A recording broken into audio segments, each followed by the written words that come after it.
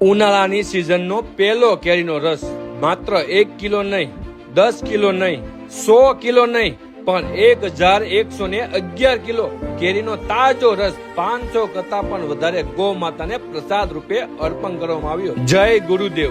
રાષ્ટ્રસંત પરમ ગુરુદેવ શ્રી નમ્ર મુનિ મહારાજ સાહેબના પ્રેરણાથી અને ગુરુદેવના આશીર્વાદથી સમીરભાઈ સુરેશભાઈ ગાંધીના જન્મ દિવસના શુભ અવસરે અરહમ યુવા સેવા ગ્રુપ દ્વારા પ્રેમ, ભક્તિ અને શ્રદ્ધાથી કુંભારવાડા ગૌશાળામાં અને કામધેનુ ગૌશાળામાં નિરાધાર, પીડિત અને ઘાયલ ગૌ માતાને 1111 કિલો આમરસ અર્પણ કરવામાં આવ્યો. સાથે અરહમ યુવા સેવા ગ્રુપ દ્વારા અલગ અલગ જગ્યા પર અનેક સેવાના શુભ કાર્યો કરવામાં આવે છે, જે આજ ગૌ માતા પ્રત્યે ઉનાળામાં આ અનોખી સેવા ખરેખર આશીર્વાદ રૂપ છે.